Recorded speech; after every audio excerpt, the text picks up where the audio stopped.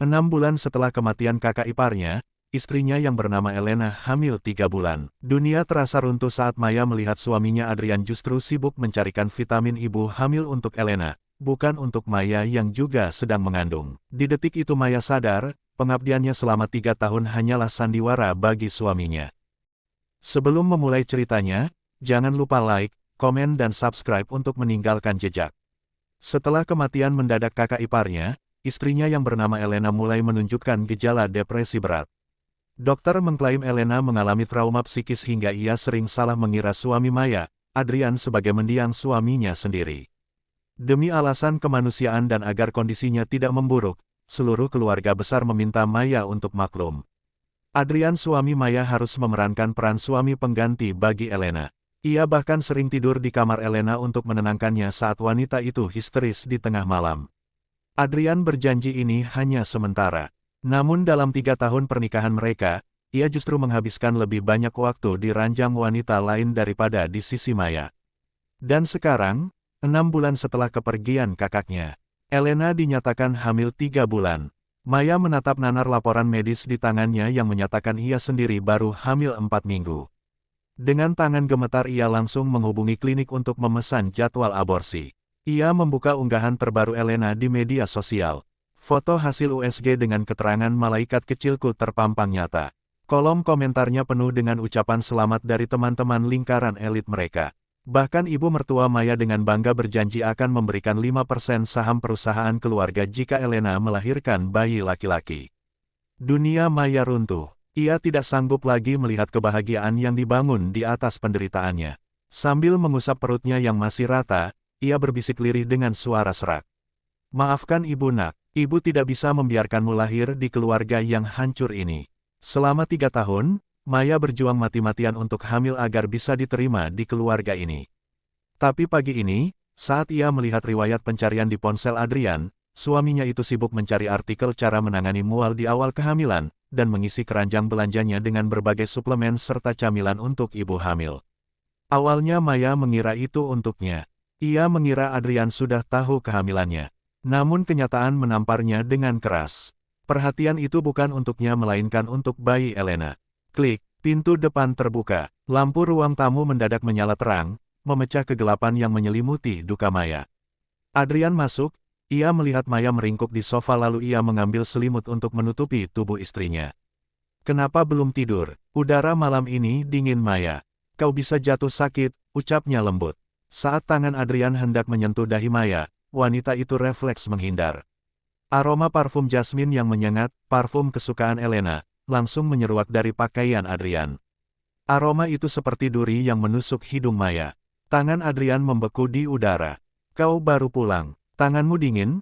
Aku tidak suka, jawab Maya datar berusaha menahan tangis. Keheningan yang menyesakkan menyelimuti mereka. Sejak Adrian mulai merawat Elena di kamarnya, komunikasi di antara mereka telah mati. Tiba-tiba layar ponsel Maya menyala menampilkan notifikasi dari klinik. Ia segera membalikkan ponselnya di atas meja. Mata Adrian menyipit penuh selidik. Apa yang kau sembunyikan dariku? Bukan apa-apa, hanya janji temu dokter biasa. Bukan urusan besar, jawab Maya sambil memasukkan ponsel ke saku. Ia menatap mata suaminya dalam-dalam. Kenapa pulang selarut ini? Bukankah kantormu tutup sejak sore? Kilatan rasa bersalah melintas di mata Adrian namun ia segera menutupinya dengan ekspresi lelah yang dibuat-buat. Ada masalah darurat di kantor yang harus aku selesaikan sendiri. Aku harus lembur. Maya tersenyum getir, tawa sinis keluar dari bibirnya. Lembur, atau kau baru saja keluar dari kamar Elena? Wajah Adrian menegang. Rasa muak yang terpancar dari suara Maya membuat atmosfer ruangan seketika menjadi panas. Ia berdiri dengan kaku tak mampu menatap mata Maya lebih lama lagi. Apa maksudmu Maya? Kau sudah tidak mempercayaiku lagi.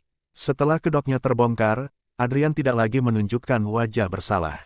Sebaliknya ia menatap Maya tajam dengan rahang mengeras. Elena sudah cukup menderita karena kehilangan suaminya. Tidak bisakah kau lebih dewasa dan pengertian? Berhentilah membuat drama atas hal-hal sepele seperti ini. Hal sepele. Maya mendongak menatap mata suaminya yang dingin dengan keberanian yang tersisa. Kakak iparmu hamil anakmu Adrian. Apakah itu yang kau sebut hal sepele? Adrian tertegun. Bibirnya sedikit terbuka, napasnya tertahan. Keheningan yang mencekam menyelimuti ruangan itu selama beberapa saat sebelum akhirnya ia berlutut di depan Maya dan menggenggam tangan istrinya erat. "Kapan kau mengetahuinya?" tanyanya dengan suara rendah. "Dengar Maya, kau tahu orang tuaku sangat menginginkan pewaris. Tapi selama 3 tahun, kau tidak kunjung hamil.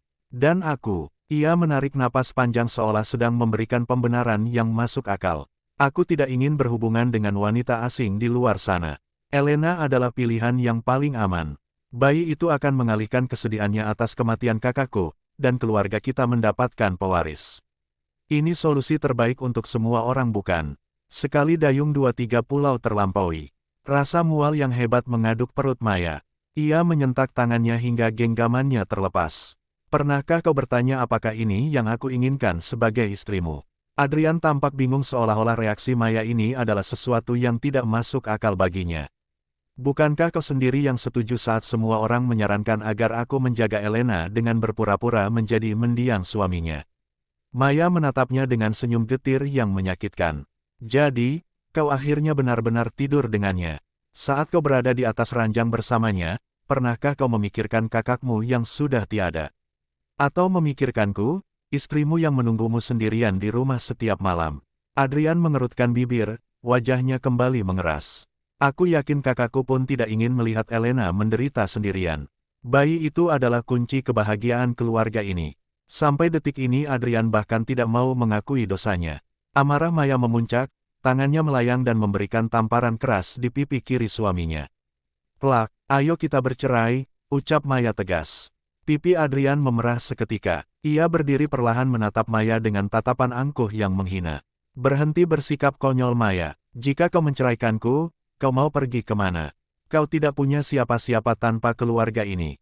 Dret, dret, ponsel Adrian berdering, memecah ketegangan di antara mereka. Mata Maya melirik ke layar yang menyala. Nama peneleponnya adalah, "Putriku," panggilan sayang Adrian untuk Elena. Wajah Adrian berubah drastis saat mengangkat telepon itu. "Elena, tetap di sana. Jangan pergi kemana-mana oke? Aku akan segera datang membawa dokter terbaik untukmu." Tanpa memedulikan Maya yang masih berdiri mematung, Adrian menyambar mantel dan kunci mobilnya lalu bergegas keluar seolah perdebatan hebat mereka barusan tidak pernah terjadi. Bam! Suara pintu yang dibanting keras meninggalkan kesunyian yang menyayat hati. Maya menyeka air matanya dengan kasar dan kembali memeriksa ponselnya. Jadwal aborsi itu tinggal 3 hari lagi. Tak lama kemudian sebuah notifikasi pesan masuk dari Adrian. "Mari kita tenang dulu. Kita akan bicara soal Elena nanti." Diikuti dengan transferan uang sebesar 250.000. Tidak seperti biasanya, Maya langsung menekan tombol terima. Uang ini tidak ada apa-apanya dibanding seluruh luka yang diberikan suaminya. Lagi pula Adrian berutang jauh lebih banyak daripada ini. Pikiran Maya melayang ke masa lalu, saat pertama kali ia bertemu Adrian di sebuah kompetisi startup. Mereka adalah rekan tim yang sempurna, memenangkan juara pertama berkat visi yang sama. Mereka saling jatuh cinta tanpa perlu banyak kata. Dulu Maya tidak tahu pria itu adalah putra bungsu dari keluarga Trivet, salah satu keluarga konglomerat penguasa kota ini. Rahasianya baru terungkap di hari paling mengerikan dalam hidup Maya, hari ketika ia diculik, dan para penculik itu menghubungi Adrian untuk meminta uang tebusan sebesar 2 miliar. Adrian datang membawa uang tebusan itu, tetapi para penculik tidak pernah berniat membiarkannya pergi hidup-hidup. Mereka menginginkan nyawanya. Di saat maut hampir menjemputnya, Maya melepaskan diri dan menerima pukulan fatal yang seharusnya untuk Adrian. Para penculik yang murka mulai menyiksa Maya sebelum akhirnya polisi datang tepat saat kesadarannya hilang. Ketika ia terbangun di rumah sakit, hal pertama yang dilihatnya adalah wajah Adrian yang hancur karena tangis. Pria itu menggenggam tangan Maya begitu erat seolah wanita itu akan menghilang jika ia melepaskannya.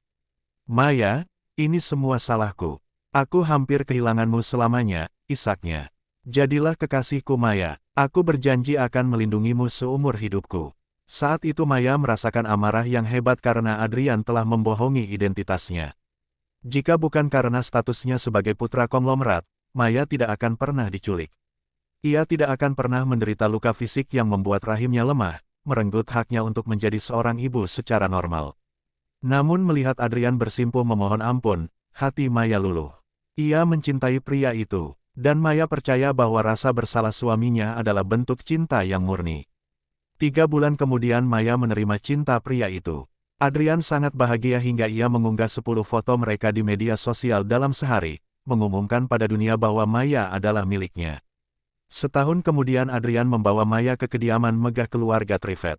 Di sanalah Maya pertama kali bertemu dengan kakak laki-lakinya, Hunter, dan Elena sang kakak ipar. Di mata Adrian, Elena adalah sosok yang sempurna, lembut, anggun dan penuh perhatian. Namun Elena memperlakukan Maya dengan sangat dingin. Ia sering melontarkan komentar sarkastik yang tidak dipahami Maya. Maya mencoba mendekatinya, mengajaknya berbelanja agar hubungan mereka membaik, tapi Elena tetap membentengi diri. Terkadang Maya menangkap tatapan aneh di mata Elena saat melihatnya. Tatapan yang baru dimengerti maknanya bertahun-tahun kemudian. Setelah lulus mereka menikah. 3 tahun pertama terasa seperti mimpi indah, meski mereka sering terpisah jarak karena pekerjaan. Maya memutuskan berhenti bekerja demi menjadi istri seutuhnya. Ia ingin memberi Adrian seorang anak. Demi mewujudkan itu Maya rela menjadi laboratorium berjalan. Ia menjalani operasi berkali-kali, menelan ratusan obat tradisional yang pahitnya menusuk tenggorokan, dan melakukan segala prosedur medis yang menyakitkan. Semua pengorbanan Maya hancur saat Hunter meninggal dan Adrian mulai tidur di kamar Elena. Kini tabir itu tersingkap. Semua keraguan yang menghantui Maya selama ini terjawab sudah. Adrian mungkin pernah mencintainya tapi hanya secuil. Alasan sebenarnya pria itu mengejar Maya adalah untuk menjadikannya tameng, dan menikahinya adalah untuk membalas dendam pada Elena. Dulu sebelum Maya masuk universitas, semua orang tahu betapa gilanya Adrian mengejar Elena yang kala itu menjadi kakak kelasnya. Hanya Maya mahasiswa baru yang polos yang tidak tahu gosip dan juga begitu mudah tertipu oleh sandiwara cinta Adrian. Dan tatapan aneh Elena dulu itu bukan kebencian. Itu adalah campuran antara rasa iba pada kebodohan Maya dan kebanggaan rahasia, jenis kebanggaan milik seorang wanita yang tahu bahwa dialah yang sebenarnya dicintai oleh pria di sisi Maya. Adrian bilang mereka harus tenang, yang artinya dia akan menghabiskan malam lagi di pelukan Elena. Benar saja Elena kembali mengunggah foto di media sosialnya. Sebuah foto selfie cantik dengan latar belakang kembang api yang meledak di luar jendela. Di pantulan kaca jendela itu Maya bisa melihat bayangan seorang pria yang sangat ia kenal, pria yang baru saja bertengkar hebat dengannya. Keterangan fotonya tertulis, hanya dengan satu kata, seseorang akan selalu berlari padaku dan tetap berada di sisiku selamanya. Maya menatap layar ponsel itu dengan mata yang kering. Rasa sakitnya sudah melampaui air mata. Di tangannya surat konfirmasi aborsi itu terasa lebih berat dari biasanya. Maya berbaring di sofa dan menatap langit-langit hingga fajar menyingsing. Matanya panas tapi tak ada lagi air mata yang tersisa. Siangnya Adrian pulang mengantar Elena kembali ke rumah besar keluarga Trivet. Mertua Maya menyambut mereka dengan antusias. Mereka sama sekali tidak mempermasalahkan Adrian yang tidak pulang semalaman, fokus mereka hanya pada perut Elena. Dengan pipi merona Elena menjawab pertanyaan mereka sambil sesekali melirik Adrian dengan tatapan malu-malu yang memuakkan. Mereka tampak seperti keluarga kecil yang bahagia, sementara Maya hanya berdiri di sana seperti bayangan seorang penyusup di rumahnya sendiri. Maya, kenapa kau diam saja? Apa kau membenciku? Kau bahkan tidak mau menyapaku. Elena tiba-tiba menoleh pada Maya. Sebelum Maya sempat membuka mulut, air mata buayanya sudah mengalir deras. Adrian langsung sigap mengambil tisu, menatap Elena dengan penuh kecemasan. Lalu ia menoleh pada Maya dengan tatapan dingin yang menusuk. Kenapa wajahmu murung begitu? Elena sedang hamil muda, emosinya tidak stabil. Tidak bisakah kau menunjukkan sedikit empati sebagai sesama wanita? Sudahlah Adrian, mungkin aku yang terlalu sensitif. Jangan terlalu keras pada Maya, potong Elena berlagak menjadi malaikat yang pengertian. Wajah Adrian semakin mendung. Aku sudah menjelaskan semuanya semalam dan sudah mentransfer uang untukmu. Kenapa kau masih saja merajuk? Aku tidak merajuk, jawab Maya tenang. Aku hanya ingin bicara berdua saja dengan Elena. Adrian terkejut. Tentang apa? Tidak, aku tidak merasa aman jika kalian bicara berdua. Kenapa? Kau takut aku akan menyakitinya? Tenang saja, aku tidak serendah itu. Maya menatapnya lurus. Akhirnya Adrian mengalah dan meminta pelayan meninggalkan ruangan. Ia sendiri berjalan ke balkon, mencoba memberi ruang namun tetap mengawasi dari jauh. Begitu hanya tinggal mereka berdua, Maya menatap Elena tajam. Aku tahu kau tidak sakit Elena. Kau tidak pernah salah mengira Adrian sebagai Hunter. Berhenti bersandiwara. Elena tersentak sesaat karena rahasianya terbongkar. Namun sedetik kemudian ia menyeringai licik, menampilkan ekspresi asli yang sering ia sembunyikan. Ya, lalu kenapa? Silakan saja mengadu pada Adrian. Mari kita lihat siapa yang akan dia percayai. Istrinya yang mandul atau ibu dari calon anaknya. Aku di sini bukan untuk membongkar kebohonganmu, kata Maya tanpa emosi. Aku ingin memberitahumu bahwa kau tidak perlu berpura-pura lagi. Aku akan menceraikannya. Elena kembali terkejut, matanya menyipit penuh kecurigaan. Benarkah? Apa rencanamu sebenarnya? Maya menatap perut Elena yang mulai menonjol, lalu menyodorkan dokumen yang sudah disiapkannya. Aku ingin membuat kesepakatan. Aku akan pergi dari hidup Adrian selamanya asalkan kau bisa membuatnya menandatangani surat cerai ini secepat mungkin. Kau butuh status ayah yang sah untuk bayimu kan? Elena mengambil dokumen itu. Senyum puas tersungging di bibirnya saat membaca dokumen itu. Pihak pertama secara sukarela melepaskan semua aset perkawinan. Bagus. Ternyata kau cukup tahu diri tentang posisimu di hati Adrian. Terima kasih telah memudahkanku, ucap Elena sombong. Tapi aku tidak bisa percaya begitu saja. Aku perlu memastikan kau benar-benar menderita. Tiba-tiba Elena meraih tangan Maya. Kuku-kukunya yang tajam dan terawat menusuk dalam ketelapak tangan Maya hingga ia meringis kesakitan. Maya mencoba menarik tangannya, namun Elena justru memegang perutnya sendiri dan menjatuhkan diri ke lantai dengan dramatis. Ah, sakit, bayiku. Mendengar jeritan itu, Adrian menyerbu masuk. Sebelum Maya bisa menjelaskan, sebuah tamparan keras mendarat di pipinya. Plak, Adrian membentak Maya dengan mata menyala lalu segera membopong Elena yang merintih kesakitan. Elena menyandarkan kepalanya di dada Adrian sambil melirik Maya dengan senyum kemenangan yang tersembunyi.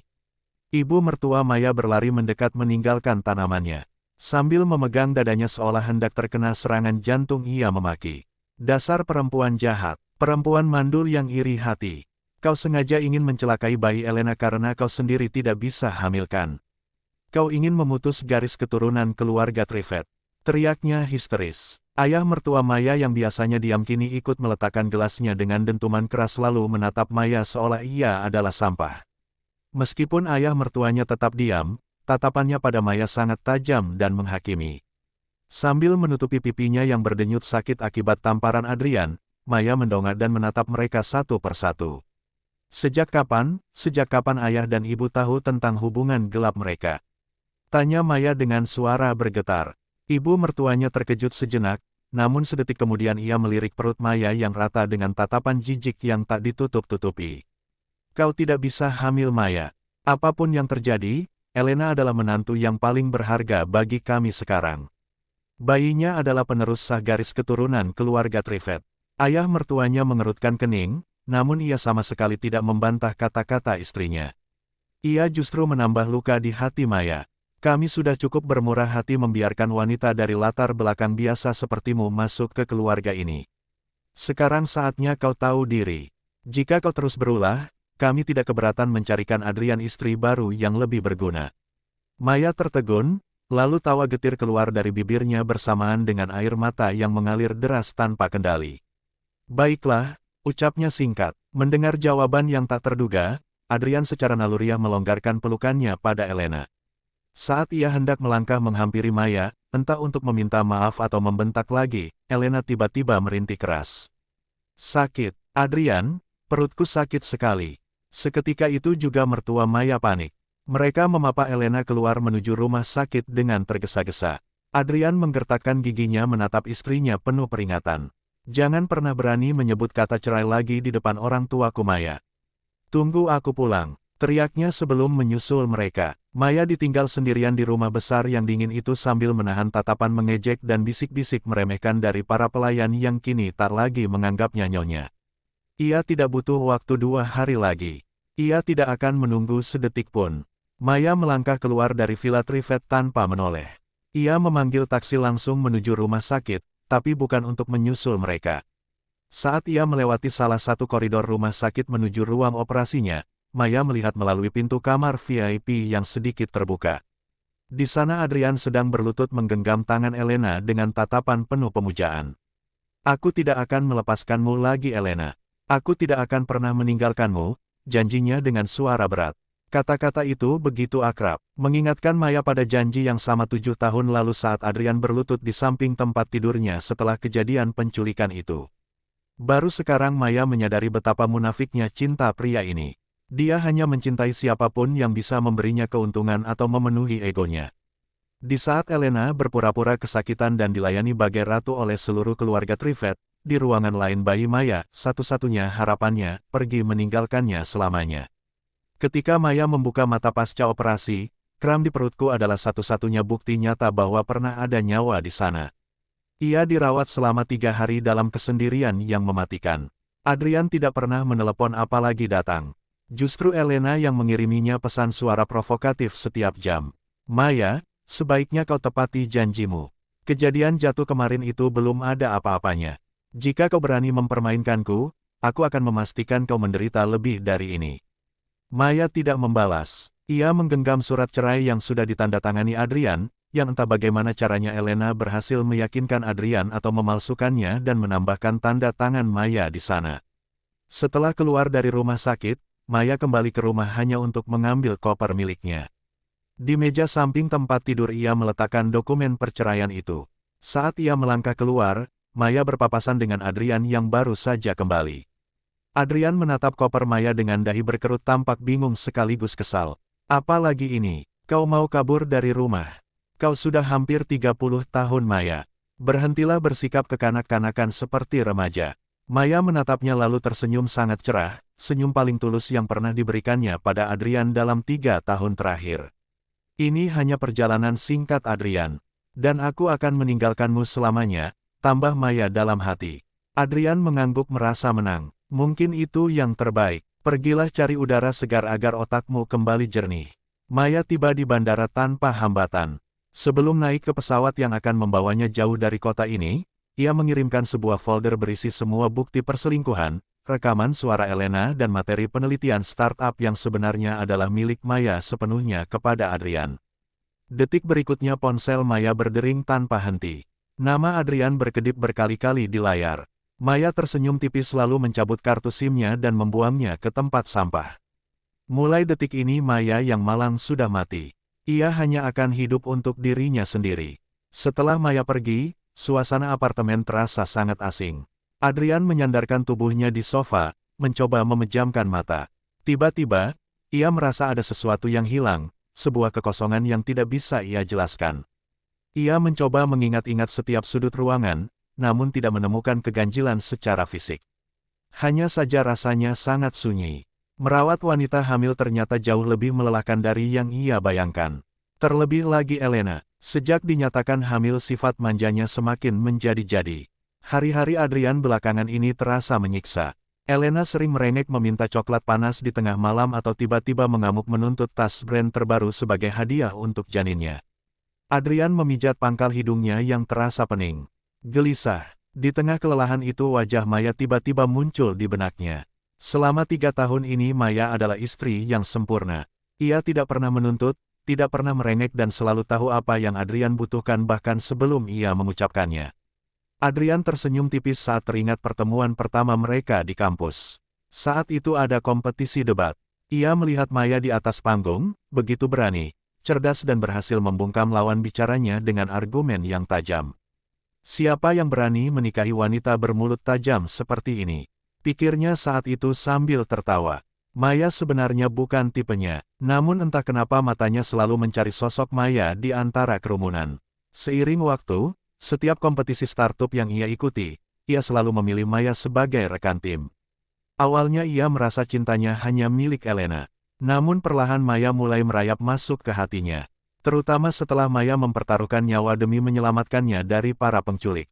Adrian tidak ingin kembali ke villa utama sebenarnya. Melihat Elena bersanding dengan Hunter dulu membuat hatinya perih. Karena itulah ia nekat menyatakan perasaan pada Maya tepat di hari pernikahan Elena dan kakaknya. Menikahi Maya adalah keputusan yang diambil dengan banyak pertimbangan. Maya tangguh, mandiri dan seorang yatim piatu. Adrian berpikir wanita seperti Maya adalah tipe yang paling mudah dikendalikan dengan cinta. Setelah menikah mereka membangun bisnis dari nol. Maya adalah pilar kekuatannya. Maya ikut minum dengan para investor demi mendapatkan kontrak dan begadang bersamanya merevisi proposal hingga fajar. Namun setelah bisnis stabil, Maya dengan rela mundur menjadi istri yang mendukung di balik layar. Adrian pernah berpikir untuk menghabiskan sisa hidupnya dengan Maya. Namun kematian Hunter mengubah segalanya. Melihat Elena, wanita yang ia puja selama 1 dekade menjadi janda yang rapuh, egonya kembali bergejolak. Ia membawa Maya kembali ke Villa Trivet hanya agar ia bisa dekat dengan Elena dengan kedok merawat kakak ipar. Lalu Elena hamil. Pikiran picik Adrian saat itu berkata, bayi ini adalah solusi. Elena akan sembuh dari kesedihannya dan aku serta Maya bisa membesarkan bayi ini bersama. Toh Maya tidak bisa hamil. Ia merasa tindakannya berhubungan dengan Elena bukan sebuah pengkhianatan, melainkan pengabdian yang menguntungkan semua pihak. Namun setelah menghabiskan waktu intens dengan Elena belakangan ini, Adrian mulai tersadar. Elena hanyalah seorang sosialita bodoh yang manja. Pembicaraan mereka hanya seputar tas mewah dan gosip kelas atas. Mereka tidak memiliki frekuensi yang sama seperti saat ia berbicara dengan Maya tentang visi bisnis. Adrian menghela napas lega, berpikir bahwa untungnya Maya tidak membuat keributan besar. Maya bahkan masih bisa tersenyum saat berpamitan tadi. Ia yakin istrinya itu hanya butuh waktu untuk mendinginkan kepala. Namun saat ia beranjak ke kamar dan matanya tertuju pada meja samping tempat tidur, jantungnya seakan berhenti berdetak. Di sana terletak sebuah map putih. Adrian membukanya dengan tangan gemetar. Surat cerai. Sudah ditandatangani oleh kedua belah pihak. Di bawahnya terdapat secarik surat medis yang selama ini disembunyikan Maya. Hasil pemeriksaan yang menyatakan bahwa Maya baru saja kehilangan janinnya akibat keguguran yang dipicu stres hebat dan kekerasan fisik. Hati Adrian hancur berkeping-keping. Dunia yang ia anggap dalam kendalinya kini runtuh seketika. Adrian mencengkeram surat cerai itu begitu kuat hingga pembuluh darah di punggung tangannya berdenyut tegang. Kertas itu langsung ia remukkan menjadi bola kertas yang tak berbentuk. Dengan napas memburu ia menyambar ponselnya berniat memaki dan menuntut penjelasan dari Maya. Namun deretan notifikasi yang masuk ke ponselnya justru membuatnya mematung. Ia mengklik klip audio yang dikirimkan Maya. Suara Elena terdengar jelas dan penuh kemenangan, mengakui bahwa ia tidak pernah mengalami gangguan jiwa dan tidak pernah sekalipun salah mengira Adrian sebagai Hunter. Lalu matanya tertuju pada sebuah foto, formulir prosedur aborsi atas nama Maya. Wajah Adrian mendadak pucat pasi kehilangan seluruh warnanya. Jemarinya bergetar hebat saat mengetik pesan dengan cepat, Maya, apa-apaan ini? Kau hamil, kenapa kau tidak mengatakannya padaku? Disusul pesan berikutnya yang penuh ancaman kosong, kau berani melakukan aborsi. Jika kau benar-benar membunuh anak itu hubungan kita selesai. Dek, tanda seru merah muncul di layar. Pesannya ditolak, sistem menunjukkan bahwa ia telah diblokir. Adrian meraung murka membanting ponselnya ke lantai hingga layarnya retak 1000. Ia terengah-engah, bersandar pada meja sambil bergumam tidak percaya. Tidak mungkin, ini tidak mungkin. Selama ini ia mendewakan kata-kata dokter yang menyebut rahim Maya lemah. Ia berpikir peluang Maya hamil adalah nol besar. Namun ada satu hal yang ia lupakan dalam kesombongannya. Dokter tidak pernah mengatakan peluang itu benar-benar tidak ada. Pikiran Adrian kacau balau. Ia terus memutar ulang senyum cerah di wajah Maya saat wanita itu membawa koper tadi siang. Kini ia sadar, senyum itu bukan karena Maya memaafkannya, melainkan karena ia sudah melepaskan segalanya. Maya tersenyum karena ia bebas dari suaminya. Ia segera mengambil kunci mobil berniat mengejar Maya ke bandara. Namun di ruang tengah ia melihat Elena sedang bersantai di sofa dengan ponsel di tangan, asyik mencari hotel mewah untuk pesta pernikahan. Begitu melihat Adrian, Elena berdiri dengan mata berbinar memperlihatkan layar ponselnya yang menampilkan gaun pengantin impian. Adrian, lihat, aku akan terlihat cantik mengenakan ini di pernikahan kita nanti. Kurasa kita harus segera menikah sebelum perutku terlalu besar. Pernikahan kita. Adrian menatap Elena dengan tatapan yang belum pernah ia tunjukkan sebelumnya, dingin, tajam dan penuh rasa jijik. Aku sudah memiliki istri. Kenapa aku harus menikah denganmu? Elena membelalakkan matanya tidak percaya dengan apa yang baru saja ia dengar. Apa yang kau katakan? Aku hamil anakmu Adrian, kau bermaksud mencampakkanku. Ia mendekat mencoba meraih lengan Adrian meskipun ekspresi pria itu semakin muram. Jangan bilang kau benar-benar mencintai Maya si yatim piatu itu. Dia tidak punya koneksi, tidak punya harta. Nikahi aku dan kau akan mendapatkan seluruh dukungan keluarga besarku. Elena berjinjit mencoba mencium bibir Adrian untuk meredam amarah pria itu. Namun Adrian mendorongnya dengan kasar hingga Elena terjerembab ke sofa di belakangnya. Jika bukan karena bantalan sofa yang empuk, Elena mungkin sudah mengalami keguguran saat itu juga. Au, sakit. Elena merintih memegang perutnya. Ia akhirnya menyadari ada yang salah dengan Adrian. Kenapa kau melampiaskannya padaku? Kau sendiri yang bilang tidak mencintai Maya saat kita di tempat tidurkan. Aku sudah membantumu menyingkirkannya. Bukannya berterima kasih kau malah bersikap seperti ini. Adrian meliriknya dengan muak. Kau pikir aku termakan rayuan manismu. Lagi pula semua omong kosongmu tentang mengira aku hunter itu hanya kebohongan busukkan. Kedoknya sudah terbongkar namun Elena tidak menunjukkan rasa malu sedikitpun.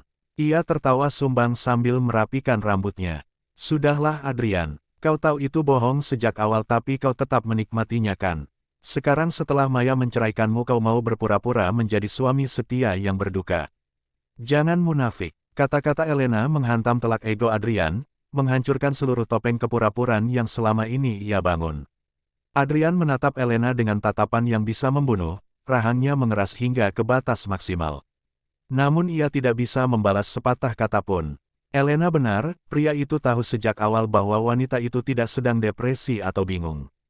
Itu hanyalah alasan busuk yang mereka gunakan sebagai lampu hijau untuk kembali memadu kasih. Kini setelah Maya benar-benar menghilang, mereka mulai saling menyalahkan seperti sepasang penjahat yang tertangkap basah. Adrian menarik napas dalam-dalam, menolak membuang energinya untuk berdebat lagi. Ia menyambar kunci mobil cadangan dan berlari keluar, bertekad mencari Maya sampai ke ujung dunia. Pesawat mendarat di Los Angeles tepat saat kota itu merayakan festival bunga. Maya menyewa sebuah kamar di bed and breakfast yang nyaman.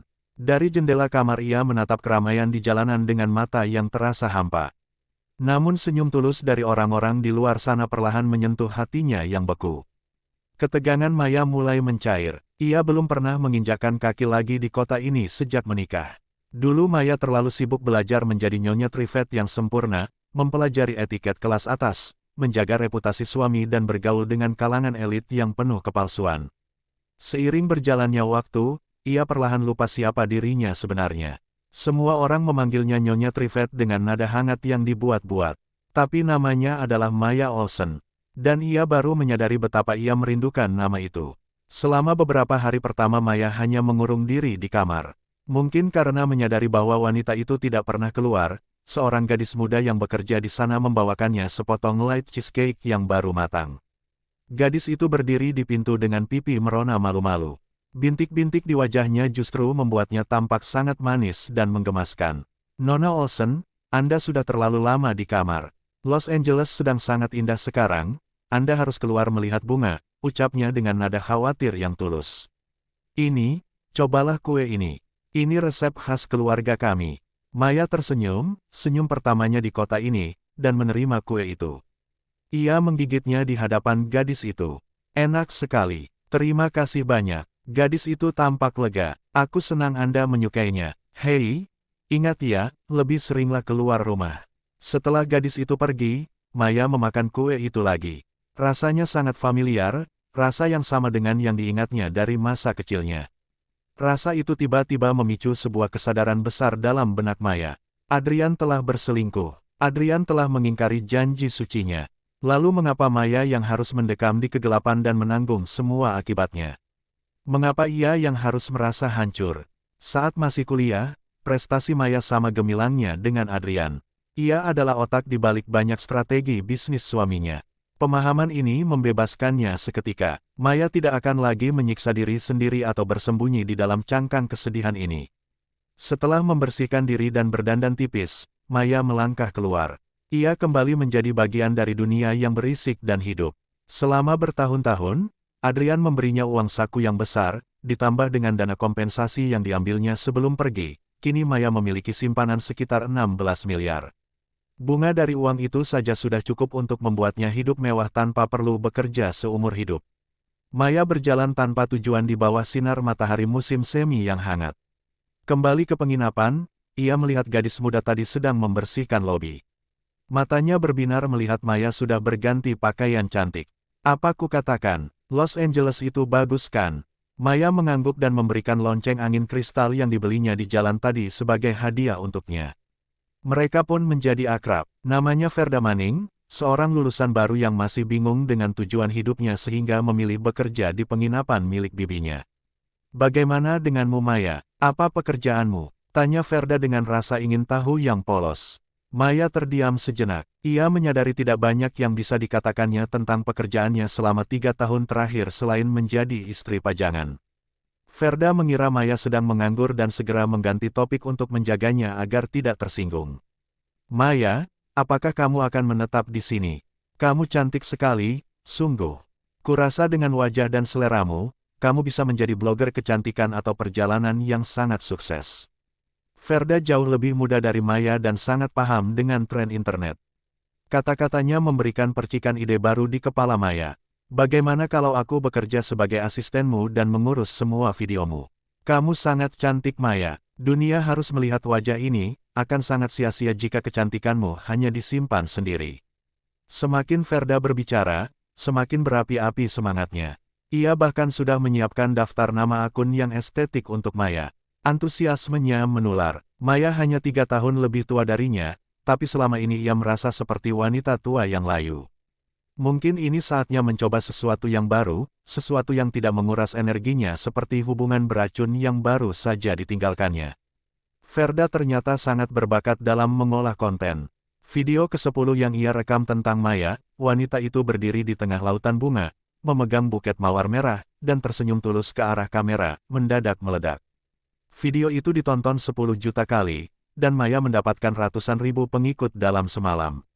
Malam itu mereka sangat gembira hingga tidak bisa tidur. Mereka berakhir duduk di pinggir jalan, merayakan kesuksesan dengan kebab, bir dingin dan tawa yang lepas. Mata mereka berbinar penuh harapan. Untuk pertama kalinya Maya merasa hidup kembali. Namun viralnya video itu sampai ke telinga karyawan di Trivet Group. Salah satu staf mereka bergumam iri. "Suatu hari nanti aku harus pergi ke Los Angeles untuk melihat pemandangan ini."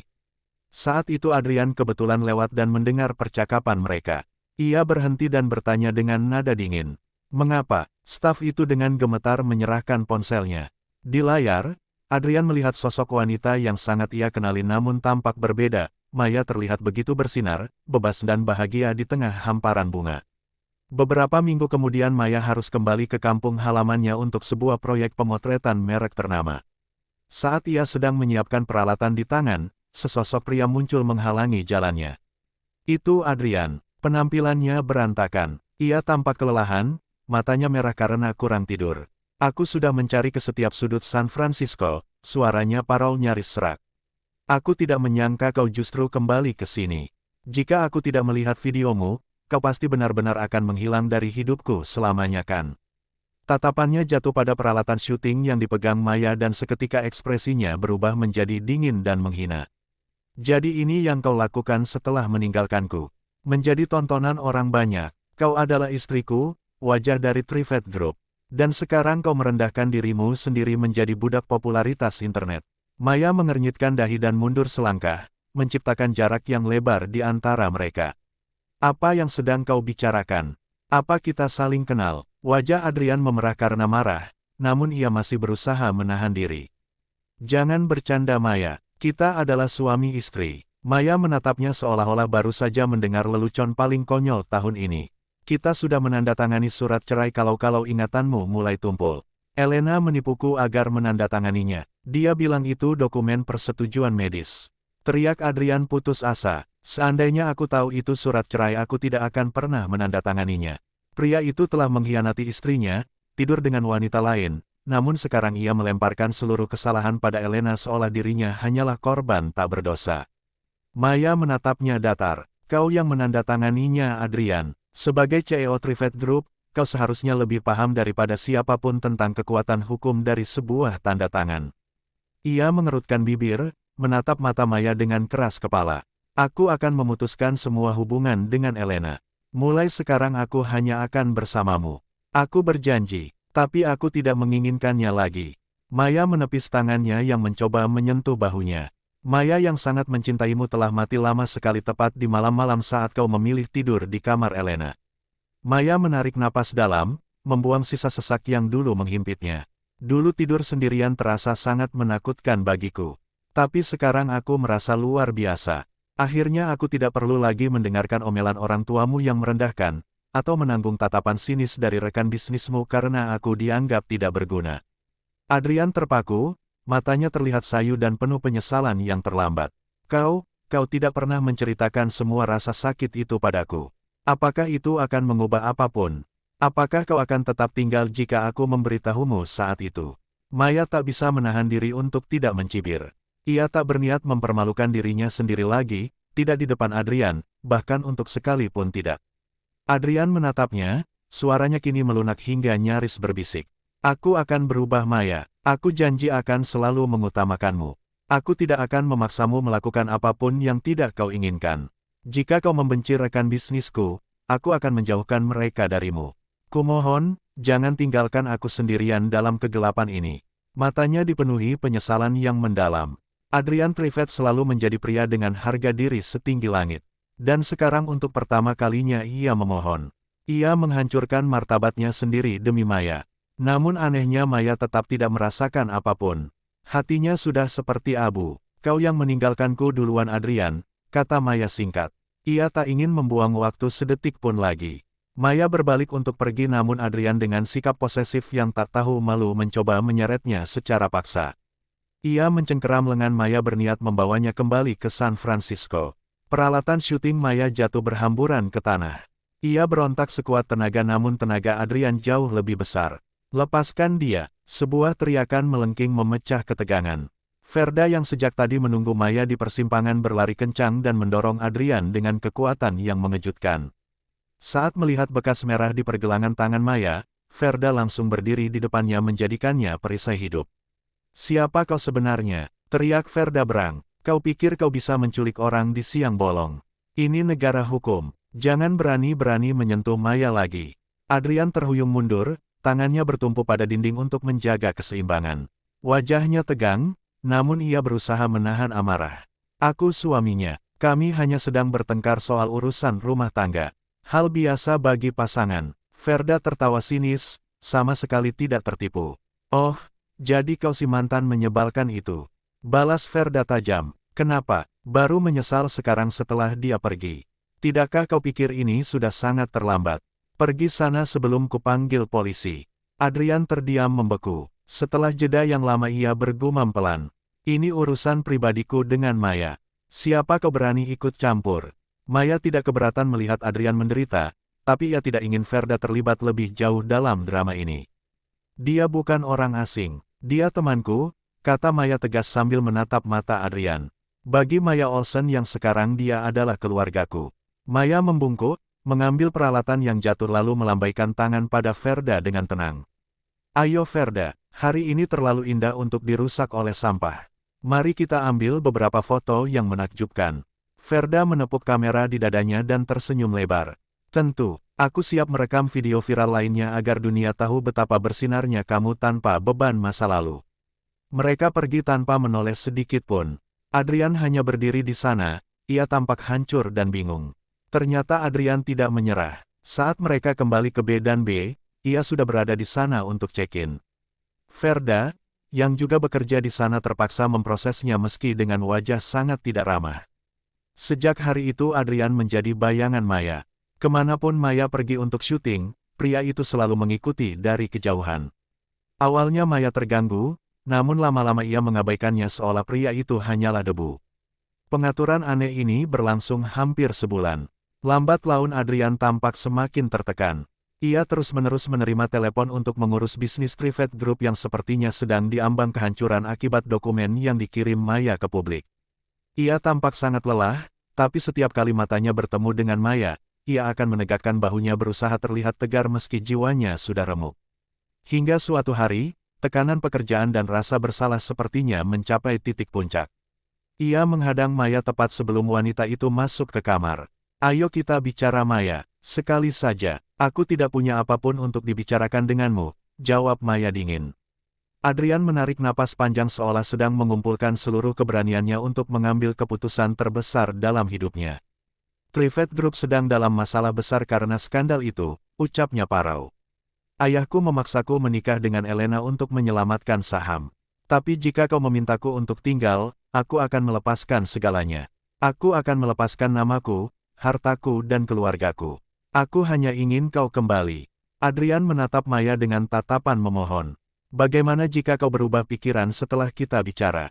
Tidak akan. Ini akan menjadi percakapan terakhir kita. Setelah hari ini, jangan pernah muncul lagi di hadapanku, jawab Maya sedingin es. Mereka pergi ke sebuah kafe kecil di sudut kota. Tanpa bertanya, Adrian memesankan segelas iced americano untuk Maya. Namun alih-alih menyentuhnya, Maya memanggil pelayan dan memesan cappuccino hangat dengan busa tebal. Adrian tampak terkejut. Kupikir iced americano adalah minuman favoritmu. Maya menyesap kopinya perlahan, merasakan kehangatannya. Aku meminumnya selama bertahun-tahun hanya untuk menjaga pikiranku tetap tajam agar bisa membantumu mengurus perusahaan. Aku tidak pernah benar-benar menyukainya. Terlalu pahit sama seperti hidupku bersamamu. Adrian terdiam lalu ia menyodorkan sebuah kartu bank di atas meja. Aku tahu kau takkan pernah memaafkanku. Selama bertahun-tahun aku tahu persis betapa kau telah mengabdikan dirimu padaku dan Trivet Group. Di dalam sini ada 25 miliar. Memang tidak banyak dibandingkan luka yang kuberi, tapi ini harta pribadi terakhir yang kumiliki. Maya mengambil kartu itu dan memasukkannya ke saku tanpa ragu. Apalagi, Adrian tampak bimbang. Ia menggertakkan giginya, matanya mulai berkaca-kaca. Di mana kau mengubur bayi kita? Hidung Maya terasa perih. Ia berusaha sekuat tenaga menahan air mata yang hampir jatuh. Bayi itu bahkan belum berumur 1 bulan Adrian. Aku bahkan tidak tahu apakah dia laki-laki atau perempuan. Maya menarik napas panjang. Tidak ada kuburan. Mungkin lebih baik dia tidak pernah melihat dunia ini. Aku tidak ingin anakku tumbuh besar dengan kenyataan pahit bahwa ayahnya lebih mencintai wanita lain daripada ibunya. Mata Adrian meredup sepenuhnya seolah seluruh cahaya dalam hidupnya baru saja dipadamkan. Maaf, ini semua salahku. Maya tidak sudi mengatakan tidak apa-apa atas nama nyawa yang telah hilang. Ia hanya menundukkan kepala dalam diam. Sore itu Adrian pergi. Belakangan Maya baru tahu bahwa pria itu diam-diam membeli penginapan B dan B tempat Maya menginap dan menghadiahkannya kepada Verda sebagai bentuk penebusan dosa karena telah mengganggu Maya. Verda menatap Maya dengan gelisah, tidak tahu harus menerima atau menolak. Maya tersenyum dan mengacak-acak rambut Verda. Keluarga Trivet punya gunung harta.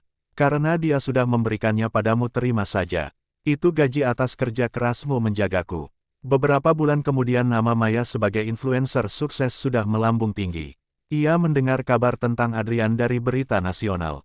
Skandal besar mengguncang keluarga Trivet. Ternyata Elena mengalami keguguran yang tak terduga. Namun wanita itu merasa ada yang tidak beres. Setelah menyelidiki secara diam-diam, ia menemukan kenyataan mengerikan. Adrian telah menukar suplemen kehamilannya dengan obat aborsi dosis tinggi. Elena adalah putri tunggal dan kesayangan keluarga Ramos, keluarga yang jauh lebih kaya dan berpengaruh daripada Trivet. Selama ini Elena bersikeras menikahi Adrian meski ditentang orang tuanya. Namun setelah Adrian dengan kejam menyebutnya barang bekas dan bersumpah tidak akan pernah sudi menikahi janda kakaknya sendiri, kemarahan keluarga Ramos meledak. Pembalasan total dilakukan. Keluarga Ramos menghancurkan Trivet Group dari segala sisi. Para pesaing bisnis ikut menerkam seperti kawanan serigala.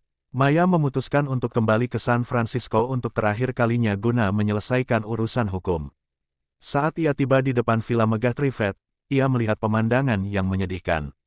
Adrian sedang diusir dari rumahnya sendiri oleh staf pengadilan karena penyitaan aset. Penampilan pria itu sangat lusuh. Ia tampak malu saat melihat Maya berdiri di sana.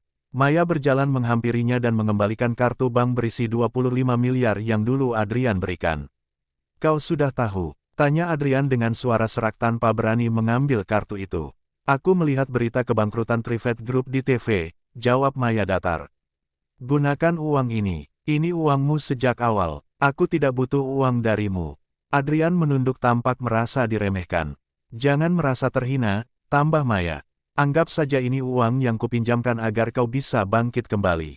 Bayarlah saat kau sukses nanti. Tapi ingat satu hal Adrian, kali ini aku tidak akan ada di sana untuk menemanimu memulai semuanya dari nol. Maya menyelipkan kartu itu ke tangan Adrian yang gemetar lalu berbalik pergi. Ia melangkah menuju mobil jemputannya tanpa menoleh ke belakang sedikit pun. Angin sore bertiup membawa pergi sisa-sisa kenangan pahit di rumah itu. Mulai saat ini, mereka benar-benar orang asing yang tidak lagi berbagi masa lalu maupun masa depan. Tamat. Terima kasih telah menyaksikan kisah ini.